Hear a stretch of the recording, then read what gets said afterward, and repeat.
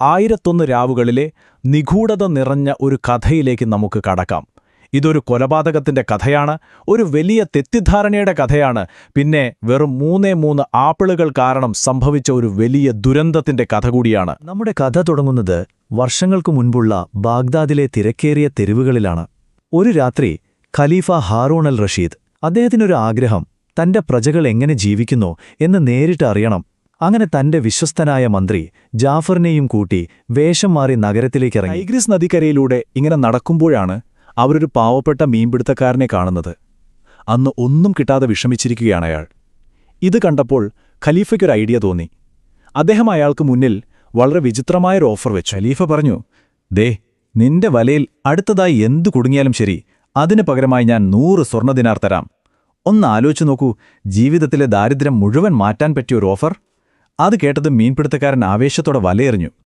വലിച്ചു കയറ്റിയപ്പോൾ കിട്ടിയത് എന്താണെന്നോ? ഭാരമുള്ള പൂട്ടിയ ഒരു പെട്ടി. അവർ ആകാംക്ഷയോടെ അത് കൊട്ടാരത്തിലെത്തിച്ച് തുറന്നു നോക്കി.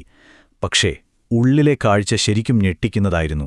അതിസുന്ദരിയായ ഒരു യുവതിയുടെ ശരീരം കഷ്ണങ്ങളാക്കി അതിൽ അടക്കം ചെയ്തിരിക്കുന്നു. ഈ ക്രൂരകൃത്യം കണ്ട ഖലീഫ ദേഷ്യം കൊണ്ട് വിറച്ചു. തന്റെ രാജ്യത്ത് ഇങ്ങനൊരു അരുങ്കൊലയോ? ഇതിനു പിന്നിൽ ആരാണെന്ന് കണ്ടെത്തിയേ മതിയാവൂ. അദ്ദേഹം തന്റെ വിശ്വസ്തനായ മന്ത്രി ജാഫറിനൊരു ദൗത്യം കൊടുത്തു. പക്ഷെ അതൊരു സാധാരണ ദൗത്യമായിരുന്നില്ല, അതൊരു മരണക്കെണിയായിരുന്നു. മന്ത്രിയുടെ മേലുള്ള സമ്മർദ്ദം ഓരോ നിമിഷവും കൂടിക്കൊണ്ടേയിരുന്നു. 1 ദിവസം മുഴുവൻ അയാൾ നഗരം അരിച്ചുപെറുക്കി. പക്ഷെ ഒരു തുമ്പും കിട്ടിയില്ല. 2 ദിവസമായപ്പോഴേക്കും പ്രതീക്ഷകളെല്ലാം പോയി. ഒടുവിൽ 3 ദിവസം രാജാവ് നൽകിയ സമയം അവസാനിച്ചു. ഖലീഫയുടെ വാക്കുകൾ വളരെ വ്യക്തമായിരുന്നു. അതിലൊരു ദയയുമുണ്ടായിരുന്നില്ല. പരാജയപ്പെട്ടാൽ മന്ത്രിയുടെ തല പോകും, അതുറപ്പായിരുന്നു. നീതി നടപ്പാക്കാനുള്ള രാജാവിന്റെ തിടുക്കം ഒരു നിരപരാധിയുടെ ജീവനെടുക്കുമോ എന്നുള്ള ഭയം കൊട്ടാരത്തിൽ മുഴുവൻ നിറഞ്ഞു. അങ്ങനെ 4 ദിവസമെത്തി. കഴുമരമൊക്കെ ഒരുങ്ങി. തന്റെ ദൗത്യത്തിൽ പരാജയപ്പെട്ട വിശ്വസ്തനായ മന്ത്രിയെ വധിക്കുന്നത് കാണാൻ നഗരത്തിലെ ജനങ്ങൾ മുഴുവൻ അവിടെ തടിച്ചുകൂടിയിട്ടുണ്ട്. മന്ത്രിയാണെങ്കിൽ നിസ്സഹായനായി തന്റെ മരണത്തെയും കാത്തുനിൽക്കുന്നു. ആരാച്ചാർ കഴുത്തിൽ കയറിടാൻ ഒരുങ്ങുകയാണ്. ആ നിർണായക നിമിഷം പെട്ടെന്ന് ആൾക്കൂട്ടത്തിൽ നിന്ന് ഒരു ശബ്ദം.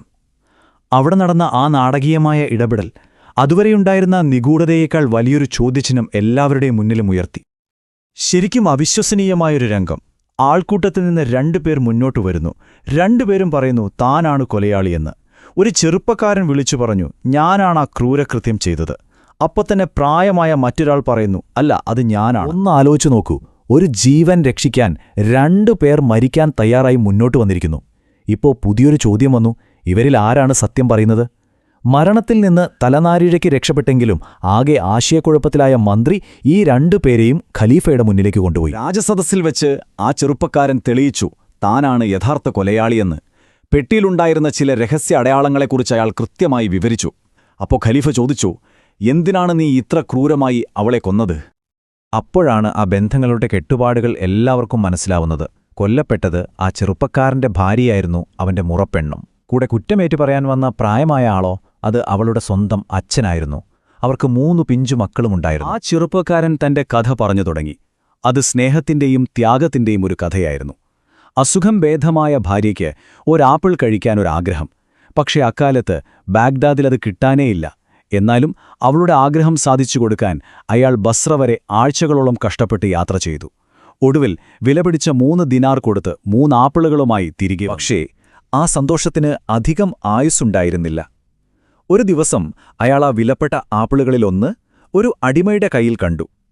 അയാൾ പറഞ്ഞ ആ ഒരൊറ്റ വാചകം ഭർത്താവിന്റെ മനസ്സിൽ സംശയത്തിന്റെയും അസൂയയുടെയും ഒരു തീ തന്നെ കോരിയിട്ടു. കണ്ടില്ലേ, എടുത്തുചാട്ടം എത്ര വലിയൊരു ദുരന്തമാണുണ്ടാക്കിയതെന്ന്. ആ ഒരൊറ്റ നുണ കേട്ടപ്പോൾ തന്റെ പ്രിയപ്പെട്ടവൾ തന്നെ വഞ്ചിച്ചുവെന്ന് അയാൾ ഉറപ്പിച്ചു. പിന്നെ ഒന്നും ആലോചിച്ചില്ല.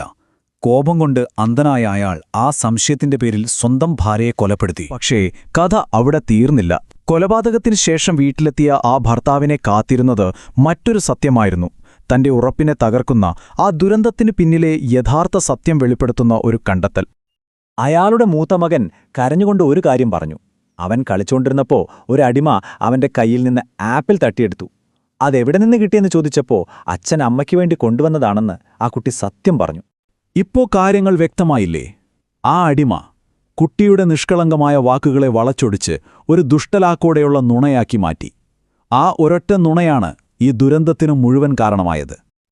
അപ്പോഴാണ് ആ ഭർത്താവ് താൻ ചെയ്ത തെറ്റിന്റെ ആഴം ശരിക്കും മനസ്സിലാക്കുന്നത്. അയാളുടെ ദുഃഖത്തിനും ഖേദത്തിനും അതിരുകളില്ലായിരുന്നു. തന്റെ ഭാര്യയോട് മാത്രമല്ല, സ്വന്തം ജീവിതത്തോട് തന്നെ അയാൾ ചെയ്തത് എത്ര ഭയാനകമായൊരു നീതിനിഷേധമായിരുന്നു. ഈ കഥ മുഴുവൻ കേട്ടപ്പോൾ ഖലീഫയുടെ നീതിയുടെ ദിശ മാറി. യഥാർത്ഥ കുറ്റവാളി ഭർത്താവല്ല, മറിച്ച് ആ ദുരന്തത്തിന് കാരണമായ നുണ പറഞ്ഞ അടിമയാണ്. അദ്ദേഹം മന്ത്രിക്ക് അവസാനമായി മറ്റൊരവസരം കൂടി കൊടുത്തു. ഇത്തവണയും 3 ദിവസത്തെ സമയപരിധി. ഖലീഫയുടെ പുതിയ കൽപ്പന വളരെ കർശനമായിരുന്നു. ആ നുണ പറഞ്ഞ അടിമയെ 3 ദിവസത്തിനകം കണ്ടെത്തുക, അല്ലെങ്കിൽ അവന്റെ സ്ഥാനത്ത് നിന്നെ വധിക്കും. പാവം മന്ത്രി, അയാളുടെ ജീവിതം വീണ്ടും ഒരിക്കൽ കൂടി ഒരു നൂൽപ്പാലത്തിലായി. അവസാന ദിവസം മന്ത്രി എല്ലാ പ്രതീക്ഷയും ഉപേക്ഷിച്ച് മരണത്തിന് തയ്യാറെടുക്കുകയാണ്. അപ്പോഴാണ് അവിശ്വസനീയമായ ആ വഴിത്തിരിവ്. മന്ത്രിയുടെ ഇളയമകൾ ഒരു ആപ്പിളുമായി വന്നു.